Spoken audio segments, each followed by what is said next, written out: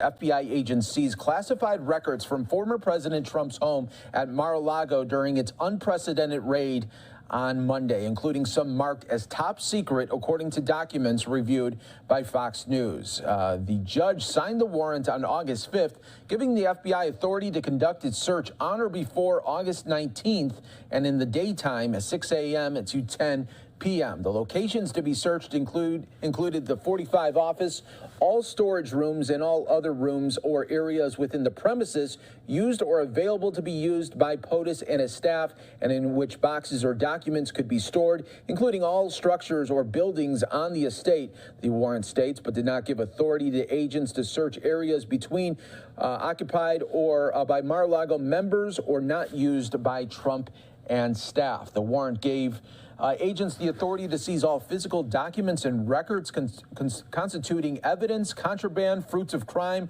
or other items illegally possessed. According to the property receipt reviewed by Fox News, FBI agents took approximately 20 boxes of items from the premises, including one set of documents marked as various classified TS and SCI documents, which refers to top secret sensitive information. The property receipt also shows that FBI agents collected 4 sets of top secret documents, 3 sets of secret documents, and 3 sets of confidential documents. The property receipt does not reveal any details about those records. The list also includes a leather-bound box of documents and binders of photos, handwritten notes, miscellaneous documents, and miscellaneous top secret documents, and miscellaneous confidential documents as well. The former president and his team are disputing the classification and believe the information and records to have been declassified already. Trump posted on his Truth Social account today saying that the documents were all declassified, saying, number one, it was all declassified. Number two, they didn't need to seize anything. They could have had it any time they wanted without playing these games. Trump added it was in secured storage with an additional lock put on as part of their request, per the request.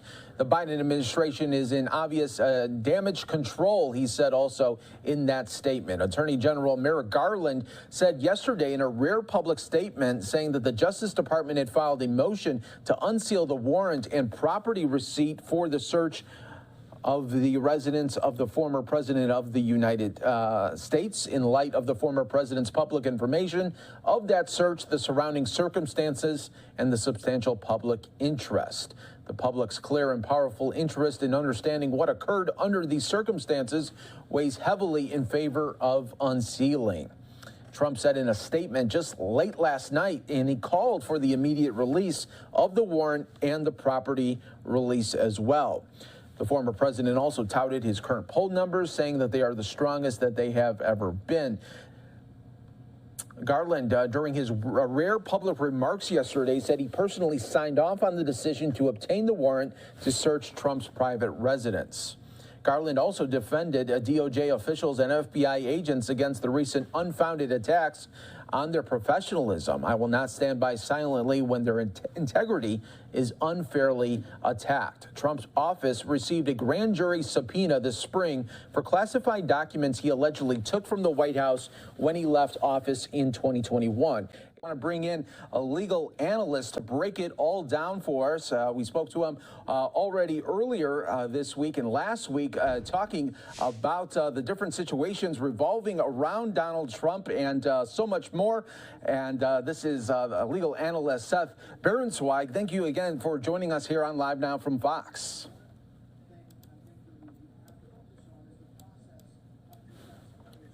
And Seth, can you hear us?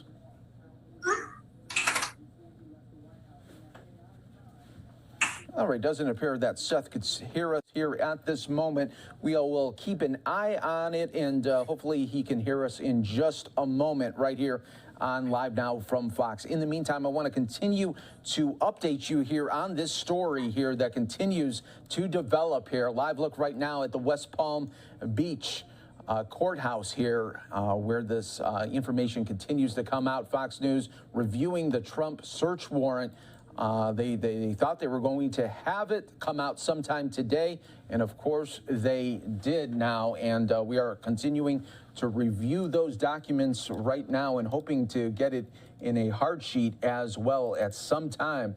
But again, we appreciate everyone continuing to join us here on this really breaking news situation unfolding right now. And let me just read off just a little bit more. The FBI agents seizing classified records from former President Trump's home at Mar-a-Lago during its unprecedented raid that happened on Monday. And here we are on Friday learning of those details, including some marked as top secret, according to documents reviewed by Fox News. Judge said the search warrant on August 5th, giving the FBI authority to conduct its search on or before August 19th, 2022, and in the daytime, 6 a.m. to 10 p.m. The locations to be searched include the 45 office, all storage rooms, and all other rooms or areas within the premises used or available to be used by POTUS and his staff, and in which boxes or documents could be stored, including all structures or buildings on the estate, the warrant states, but did not give authority to agents to search areas being occupied by Mar-a-Lago or not used by Trump and his staff there. The warrant gave agents the authority to seize all physical documents and records constituting evidence, contraband, fruits of crime, or other items illegally possessed in violation of U.S. code, including documents with classification markings and presidential records created between January 20th, 2017 and January 20th, 2021. According to the property receipt reviewed by Fox News, FBI agents took approximately 20 boxes of items from the premises, including one set of documents marked as various classified TSSCI documents, which refers to top secret sensitive information. The property receipt also shows that FBI agents collected 4 sets of top secret documents and 3 sets of secret documents and 3 sets of confidential documents as well here. The former president and his team are disputing the classification and believe the information and records to have been declassified. Attorney General Merrick Garland just yesterday in a rare public statement said that the Justice Department had filed a motion to unseal the warrant and property receipt for the search of the residence of a former president of the United States in light of the former president's public confirmation of that search here. So obviously a lot to really digest right now as this news continues to come down right now as Fox News obtaining that FBI search warrant here. Let's continue our coverage right now and bring in a legal analyst to break it all down. A friend here of Fox News, Seth Berensweig, breaking it all down for us as well. Seth, thanks again for joining us here on Live Now. Always a pleasure. All right, so let's get right into it. I mean, let's first talk about what a week it has been. I mean, this started on Monday with the unprecedented nature of this FBI raid. And I was thinking to myself, Seth, I was saying, okay, this is only Monday. What's going to happen on Friday? And now we know a little bit more about why they wanted to do this type of raid here. What are your thoughts just as this news is still coming down right now? Well, you're right. It's been a really not only an unusual week, it's been an unprecedented week. There are things that have happened on a virtual daily basis, which are really firsts that have really essentially never happened before. It really only started with the execution of a search warrant on the residence of a former president, but then it got hot from there. It was a very interesting move. I would consider it essentially a chess move by Merrick Garland. After all of the information, or as some might contend or argue, misinformation that was going around, which unfortunately culminated with a violent presence of a gunman who lost his life at the FBI field office in Cincinnati, Merrick Garland had pretty much had enough, and he called, of course, the press conference, which led to the next unprecedented event, which is a motion for the unsealing of the search warrant. But then what happened, which I think was also very interesting, was that the federal judge that afternoon issued an emergency order on the docket commanding the government to advise by 3 p.m. today whether or not the president would object or not object to the motion to unseal. This is relatively unheard of. Usually parties have at least a couple of days to try to address and brief an issue. The judge clearly is recognizing this as an all-out emergency.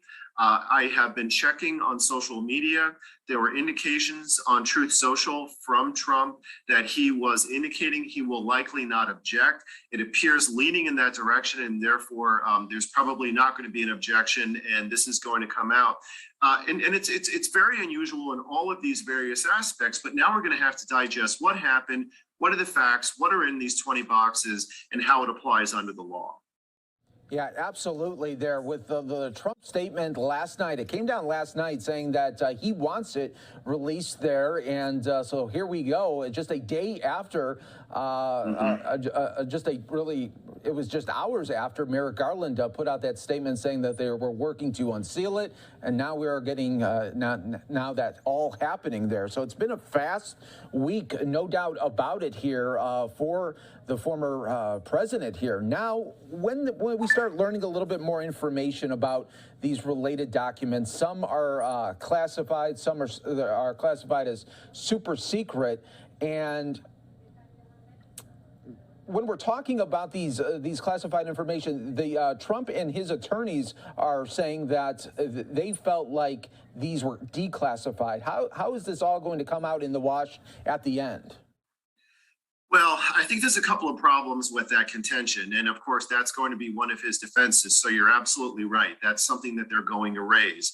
The problem with that is that if the lead Washington Post article and subsequent reporting is anywhere close to accurate, some of the information contained within the 20 boxes that were removed contain nuclear related information and high level nuclear related intercepts and exchanges of information. The president of the United States does not have the same legal authority, the same unfettered legal authority to declassify certain elements of information as it relates to nuclear related documents. So that's going to be a problem. To the extent that he's going to say that he had the right to declassify, can he demonstrate that he declassified? It's one thing to say that he had the right to do it, but can he demonstrate that he did it as to specific documents? If he didn't do it, but he intended to do it, he doesn't have the authority to do that wide open after he left the White House. So you've identified an issue that's indeed going to be key, but depending upon the timing, depending upon the contents of the documents, it's very less than clear about whether or not he's going to be able to do so.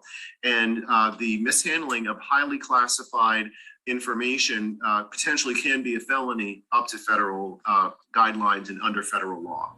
The next question here that I think a lot of people are wondering too, when we're hearing about these super top secret information and files, why would Donald Trump want those, and why would he want to take it from the White House and put it in his estate there? Well, I love the question, and that's the head scratcher that I think a lot of people are thinking about. I don't understand what the potential need would have been in that particular regard. Now, tipping our hat to the former president, he may be able to explain that. I can't imagine why anybody would need to take these things out of the White House. The prior status of his security clearance was revoked. It would be difficult to even imagine. At most, he might have a legitimate basis to print out and carry copies of sensitive nuclear documents while he was inside the White House, because if he needed them for a meeting, I can understand them being inside the White House. I have a very difficult time understanding why they need to be at his private residence in Florida. We know that there have been issues there with regard to security. There was at least one Chinese national that was arrested there not long ago on a suspicion of surveillance. You have people like Roger Stone and some of those folks that are walking around the premises. It really is a head scratcher. And I just have to tell you that I think that for some of the Republicans here in Washington that have been trying to step in front and trying to protect him, I think that really need to say to themselves, not so fast. We need to give the president all benefits of the doubt, and we need to give him an opportunity to provide a basis of why he did this. But I just have to tell you, sitting here today, I can't imagine why he felt that it was appropriate to take 20 crates of documents, at least some of which contain nuclear-related information. I don't know what in the world he was doing with that, and now we have greater clarity with regard to the purpose of the search that was conducted by the FBI. All right, and Seth, I want to now bring in, Donald Trump has responded on his Truth Social, so I want to bring in part of his statement here. We're going to read it out, and then we'll talk about that. I'm reading this here for the first time as well. Here it is, Trump saying, number one, it was all declassified. Number two, they didn't need to seize anything. They could have had it anytime they wanted without playing politics and breaking into Mar-a-Lago. It was in secured storage with an additional lock put on as per their request there. So he is saying exactly what we thought there, saying that that it was all declassified. But let's talk about him saying that they could have done it in other ways to seize the assets. Sure. Well, okay. So first of all, he can't declassify everything. But putting that aside, on that point, it's that's a little bit of a head scratcher. And here's why I say that. There were several instances over the course of a year plus where there were requests, there were visits, there was a subpoena from a grand jury, there was information, and there were requests to get the documents. And if the request, first of all, if he's saying that the request didn't occur, I think that's virtually impossible. And if the request did occur and he had an obligation under the Presidential Records Act to preserve and protect and to return those, then why did they walk out with 40 boxes? If he said all they had to do was ask and we've pretty much given everything and it's not a big deal, why were they not produced pursuant to a subpoena? Why were they not produced pursuant to visits that happened as recently as almost 2 months ago between his lawyers and federal lawyers? Why were there 20 boxes that came out? So again, I don't want to get too far ahead of our skis and accuse President Trump of doing anything without getting a little bit more clarity. But I really question that, because if that was the case, then why were there 20 boxes that were still sitting around? And why would they have to be at Mar-a-Lago? I just don't understand the purpose of that, even aside from the fact that there have been instances where that premises has been deemed insecure, and at least one Chinese national was arrested for spying. Very great insight there, as well as a lot of people wondering just why those documents would be, just really anywhere on property they're associated with him there. But as we continue to bring the breaking news here to so many people, obviously this is going to be now really talked about in the media now. The 24-hour cycle could go a little bit longer than this one, especially going into the weekend there. It is going to be really analyzed and talked about. Okay, why was this certain document in there? Why was that? And how can now Donald Trump kind of try to pivot and try to put some focus maybe away from these investigations and this FBI rollout? What are your thoughts? It's hard to understand the basis of how he can pivot on that without more information. But if so he really has one, and thank you for reading that live. It just shows you that sometimes history happens in real time. He had basically one point of law and one point of fact. One point of law is I declassified it. Again, the President of the United States does not have unfettered authority under federal law to declassify all information, especially if it is relative to nuclear documents. And if he did declassify it, okay, but he'd have to demonstrate that. But as a matter of fact, for him to go in and say that this is something that was unjustified, it really further highlights more context of an explanation of what happened yesterday at the Justice Department here in Washington, because the more information that people get, they're going to be able to have a fuller context of understanding what's happening. I didn't see that response from the former president as really providing any new context, any additional information other than frankly, what you predicted about 1 minute before it was released. So really the next step is going to be happening a bit behind closed doors, because under federal process and procedures, grand juries are supposed to operate in secret, and this is information that's going to be digested. But it may be quiet for the next few months because of the process and the policy in DOJ with respect to high-level political related announcements before an election. But I do think that the president going forward faces some distinct risks. Although the Presidential Records Act doesn't itself contain penalties, there are various provisions under federal law, including but not limited to felony punishment for mishandling of highly classified information. SCI, compartmentalized information, is one of the highest levels of classification under the system that's provided under the federal government. So I predict that there's going to continue to be very fast-moving developments, and although some of these developments are going to be happening behind closed doors, I would really keep a close eye on this space, because this is really the beginning. This is not the end of the issue. Yeah, absolutely. This is just the beginning there, and you really felt it starting this week there, and we're already now getting some information coming from this warrant that was released. Now, let's also talk about why we believe maybe the FBI came in and wanted to do this. As far as, is there any thinking that maybe they thought, were these records going to be maybe destroyed, or did they think that there was some sort of tampering already going in place and they had to come in and take the evidence when they could? Well, it seems that there are, at a high level, two reasons why they acted as steadily and as strongly as they did. The first is, of course, the fear and the concern as to the destruction of documents. And by the way, destruction of documents doesn't necessarily include someone walking in the middle of the night with a blowtorch and you know, with malicious intent. Documents can be destructed, can go through a destruction process also through mishandling and negligence. So if a document which is highly classified is subject to risk of not being preserved, it can happen through intentional or unintentional means. So I think that there was certainly a risk in that regard.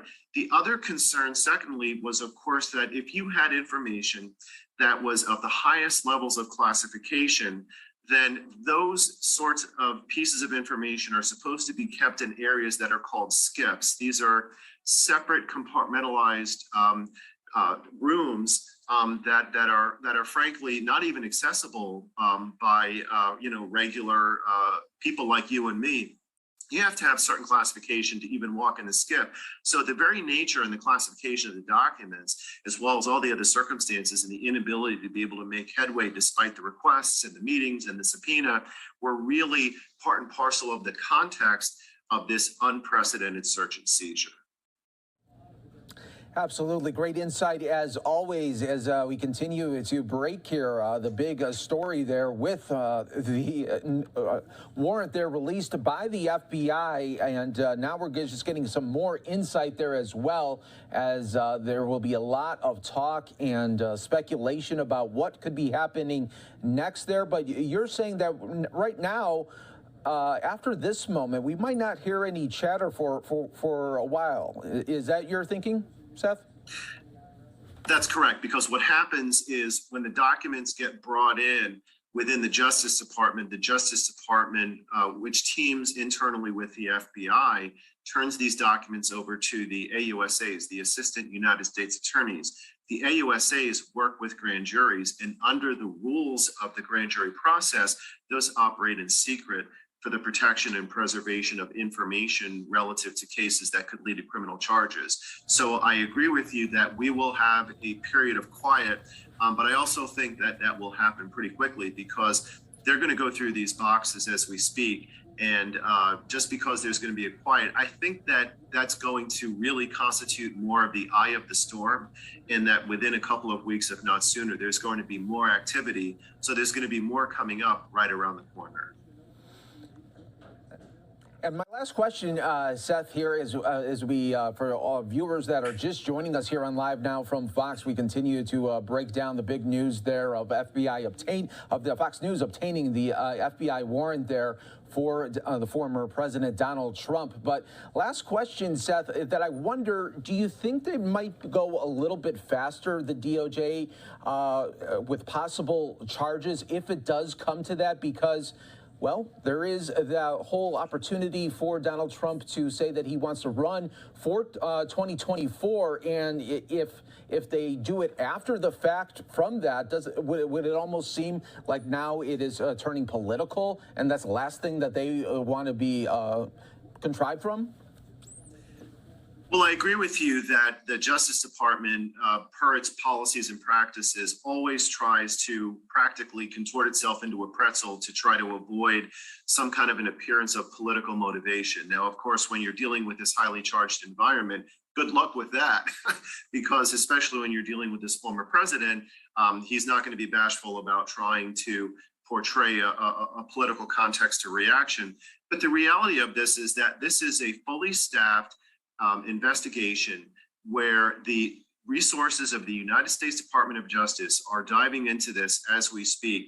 And as someone who has worked across the table from the Justice Department, as someone who has litigated against the Justice Department and being familiar with their resources and having dealt with grand jury subpoenas and how these work, I do believe that they're going to move steadily on this, not only because of the proximity as it relates to timing for election. But as the Attorney General noted yesterday, this is a matter of extraordinary public concern. And it's going to be more important than ever for the Justice Department to make sure that they don't act in a slow, bureaucratic fashion, but they move on this expeditiously. There are virtually unlimited resources, and I can assure you that this is one of the hottest topics, and they will be moving with due speed. So I do believe that they're going to be operating pretty quickly, and buckle in, because I think there'll be more developments ahead. I think that is a perfect way to end it. Buckle in, because who knows what is going to happen next. Seth Berensweig, thank you so much for breaking it all down for us, giving us your insight, as well as the context around everything that we saw